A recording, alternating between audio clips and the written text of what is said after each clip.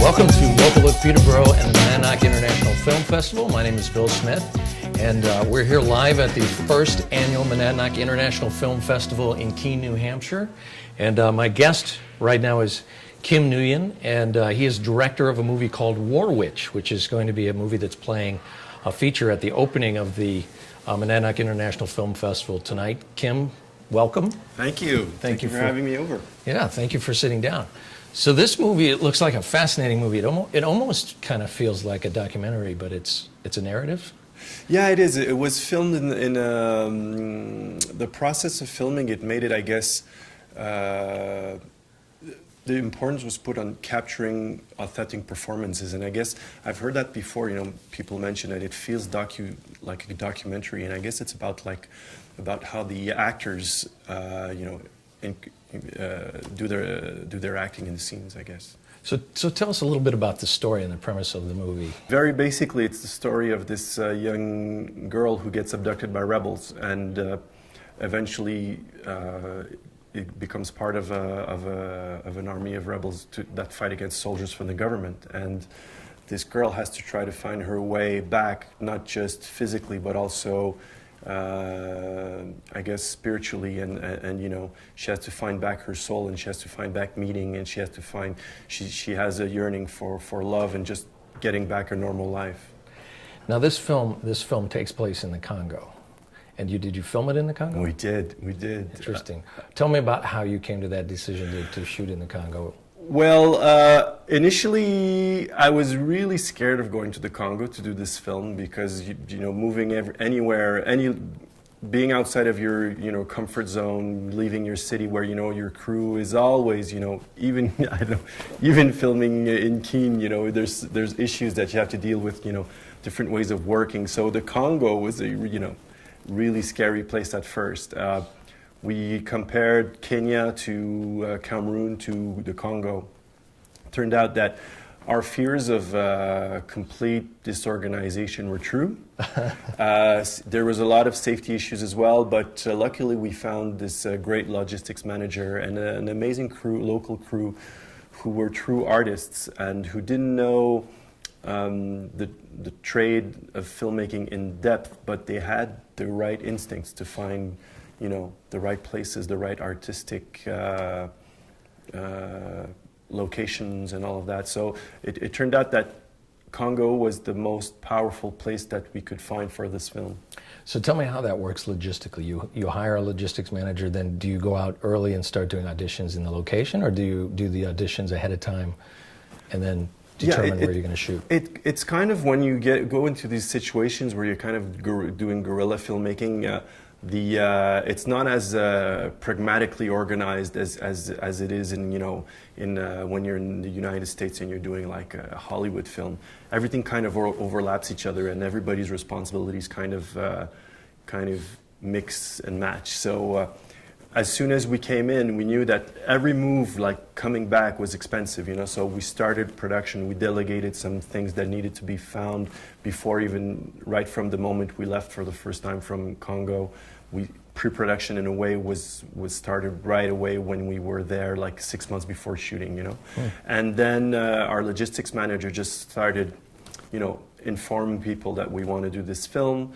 There had been a previous film that contributed to facilitating all of the filming, and we even had to contact the army in Congo to tell them we're going to have blank bullets, we're bringing in 100 AK-47s, we're importing 5 kilos of explosives, so we're not rebels. How do we deal with potential soldiers confusing us with real rebels, Right. Because they had all of the dresses, all of the suits, they looked like rebels, so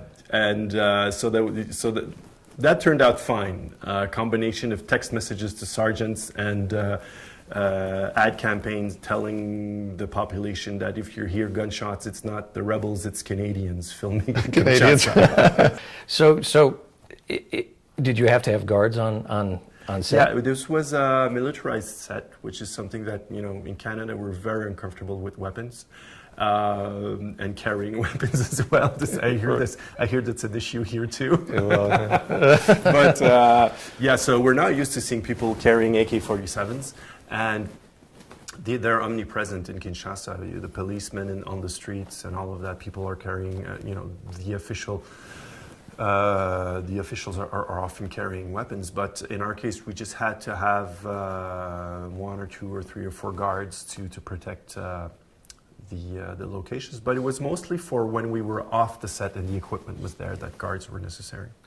So tell us about. I want to mention that this movie won the 2013 Canadian Screen Awards for Best Picture, Best Director, and Best Original Screenplay. Mm-hmm. So that's awesome. I mean, you basically swept those award shows. We had an amazing evening that day because,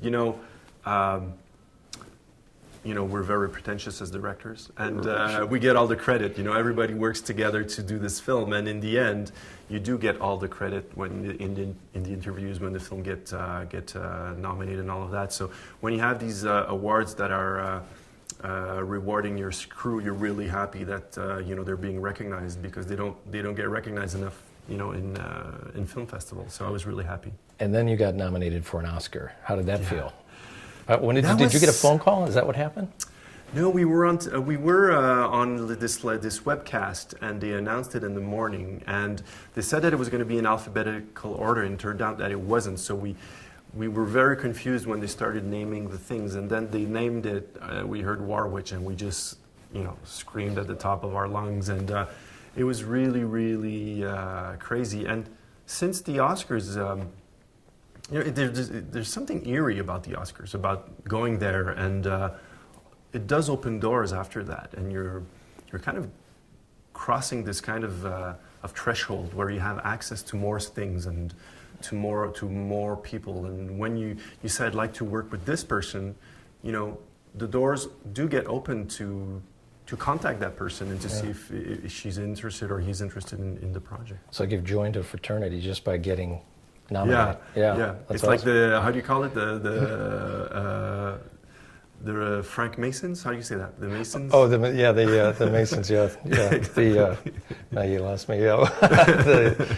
Freemasons. Freemasons. There it is. Yeah. That's it. Yeah. Awesome. So tell me about the lead character in this story. Tell me a little bit about her and where she came from, where that story came from behind her.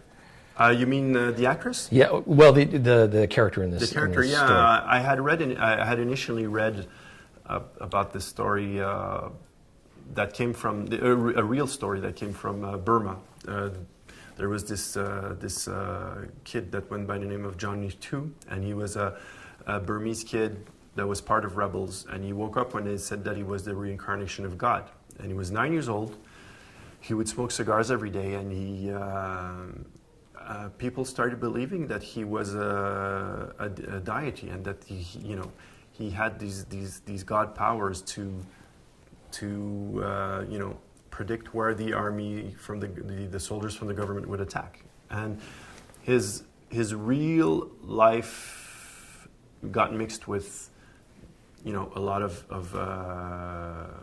I guess imaginary things, and so people really started saying that bullets would just go right past him, and that he could fight by himself against 200 soldiers and survive and all of that. But so that was the initial premise, and then a lot of things came into play. I went to Burundi, met exile soldiers, talked to people from the local, from the locality, had great discussions with this guy who worked with at the World Food Program in the UN, and all of this kind of came together. I guess one really important key element to the script was I had read very small autobiographies of ex-child soldiers, mostly girls, who would talk about what they had to do when they were child soldiers, and I have these vivid recollections of things that I had read, like when we weren't allowed to cry, so we had to learn to make the tears leak from inside. And that's a part of the narration in the film. Very quickly I realized that I wanted this character to be one of the most idiosyncratic, paradoxical characters you could ever find. So she's a girl, but she's a killer at the same time. She's innocent, but she's guilty because she's forced, well, in her head, she's forced to commit crimes. And she's a mother-to-be. So she's expecting a child. And the whole film is constructed around her inner voice. And she talks as she talks to her baby-to-be and tells him her story. So I find it interesting that God smokes cigars, by the way. I know. That's you see the pictures, and it's George Burns or something. It's like those details. You can't imagine them. Yeah, right. That's awesome. So you shot this chronologically. Why did you choose to shoot it chronologically? It was important because it was woven in the fabric of the filmmaking process that everything was put forward to have authentic performances, and the actors that we found were non-actors. Rachel Nguyen, who's the main actress in the film, used to live in the streets before she played in this film, and she didn't know how to read, so they were kind of organized improvisation sessions where I would create this kind of organized chaos, and I would direct, I would tell my actors to do things that would create conflict or confrontation, and I would try to achieve something like the script to be reborn through the improvisational process. So in order to do this, it was really important that the actors knew where they were heading, and the only way to do that was to film it chronologically, so that as each day went along, they knew where their characters were going. And we went even further than that. We didn't tell what the story was about to the kids acting in the film. We prepared them with scenes that were peripheral or similar to things in the script, but we didn't reveal what was going to happen to their character. Interesting. So is this a method that you think you'll use in the future? Or? Well, I gotta ask for that leap of faith if I have an A-list actor, right? So that's the thing. But I think that I want to keep working on the idea of the way I work with actors now is kind of building sandboxes, which is like the dramatic structure, and bridges. Like the sandboxes are the scenes, and the bridges are kind of the dramatic structure. But I let the actors play in that sandbox. I want to give them a lot of freedom, and I want to give them a lot of spontaneity. So the first takes are so important right now. They're almost like a religion.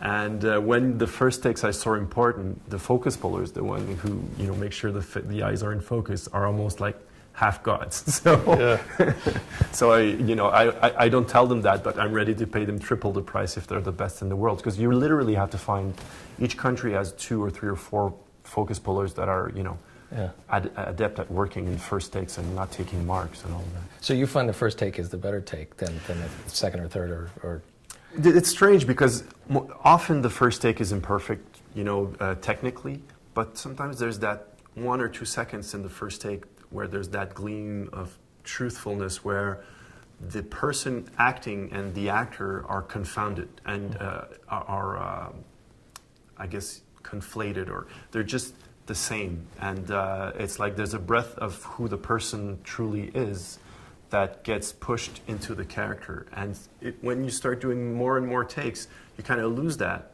But if you only have like 1 or 2 or 3 or 4 seconds of that, sometimes it makes the whole scene. It's really strange. Sometimes I really insist that my editor, I don't need to tell him because he's a really talented and experienced editor, but I insist that we watch before and after the takes. Sometimes it's the best thing when an actor you want an actor to be relieved and himself. It's often like before you say action and after you say cut that they're their best moments. Interesting. So I know you've got to go. I'll ask you just a couple more quick questions. This is obviously opening a lot of doors for you. Are you looking at doing bigger films in the future? Have you already talked to movie companies about that? Well, it's interesting because I'm realizing that right now in North America, what's happening is that agencies have immense power. That's where the industry is. That's where the projects get made. It's not production houses anymore. It's agencies. So I'm having amazing discussions with very intuitive, creative agents to try to put what we call, a package together for projects that are already in the pipeline. Great. Yeah. What's a favorite director of yours, a director that inspired you to get started? Coppola. Coppola.